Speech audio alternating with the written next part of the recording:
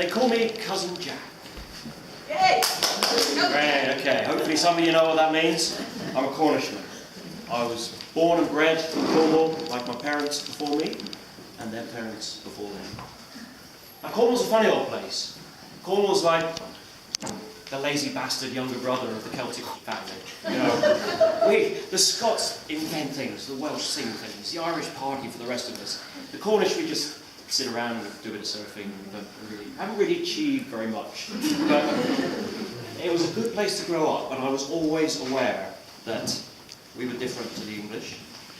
We went on our family holidays to Wales, to Galicia, to Brittany, to Ireland. It wasn't some sort of Celtic militancy thing for my parents, it was just where we felt comfortable. And so I was sort of aware that something was going on. But culturally, I have to say, I didn't exactly kind of get into the Celtic thing in Cornwall, just because we were Cornish. You know, some of you, any of you who've been there may know, in Cornwall there's a word directly. And the best way they describe it is, it's like manana, but without the urgency.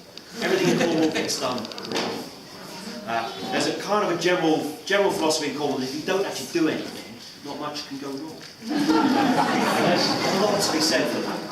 But anyway, so I had a blissful time growing up there, knowing I was different to the English, but and knowing I had this connection to the landscape, and knowing I felt comfortable in other Celtic countries, but I didn't really know why.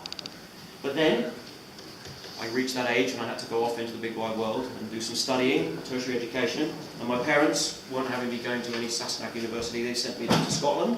I was educated in Edinburgh, and suddenly it all started to make sense. And I discovered the Celtic culture. And then since then, I've spent a lot of time in Ireland, and again in all those other Celtic countries, and it all really made sense, and I began to really understand my roots and the connection. And then, bit of a wobble, I fell in love with an English lass. Luckily, my mother is McGrath. And so I think that just about we get away with it. All good, all good. But then, along came my firstborn. And he was born in England. Which way... But where were you, dear? Yeah. In quantum deviation from the sketch here, I was actually in Ireland at the time. It worked out a wee bit earlier, right? It caught us on... Well, caught me by surprise. Anyway, so young James came on the scene. And what was he going to be? Which way would he swing? Would he be English or would he be a Celt? So, as soon as possible, I resolved to find out. My wife was out for the evening. I had the baby, and I resolved to solve the worry. Young James, this is an English instrument.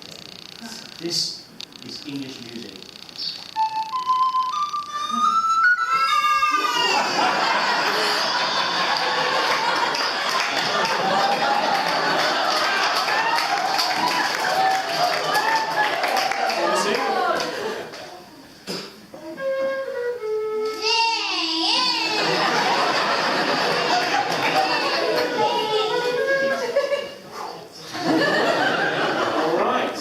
Things seem to be developing quite nicely.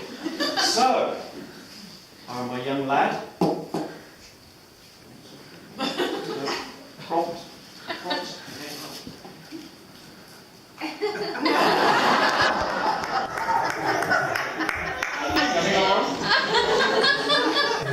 We started musical education.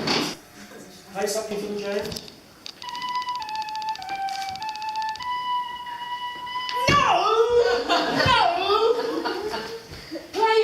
Properly.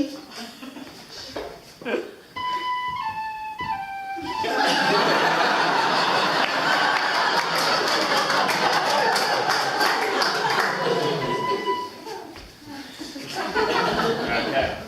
We were making progress. And so things developed quite well. We had a few issues in school with their insistence on playing the recorder, but we managed to get through that. And slowly but steadily, okay.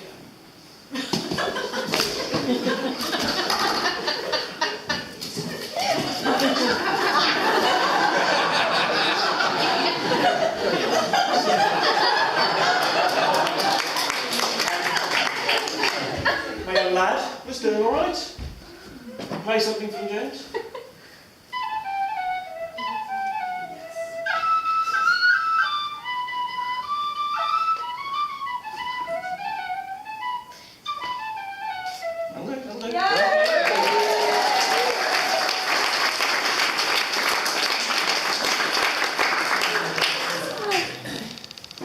So, all was going according to plan.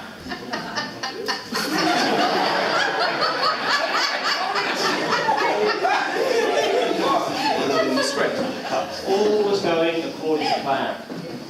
But then, all you parents out here will be with me on this. You'll know what I mean. You can't control all the influences your children come under. It's so easy. They start hanging out with the wrong crowd. They end up on the wrong side of the tracks. You try your best for them. You do your best for your kids, don't you? But you can't control it. Things can go wrong. And I'd like to say that, unfortunately, every parent's worst nightmare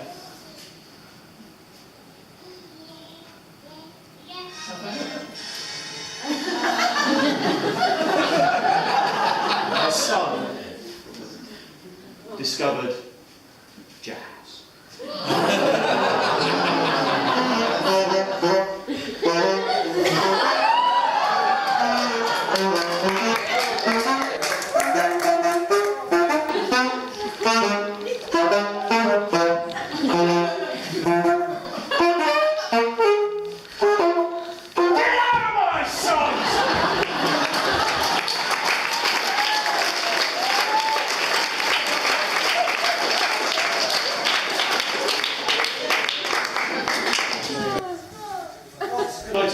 Couldn't show my face at the local folk club. Everything was wasted. It was all for nothing. I'd lost him. So all I could do was sit and play my Celtic tunes on my own.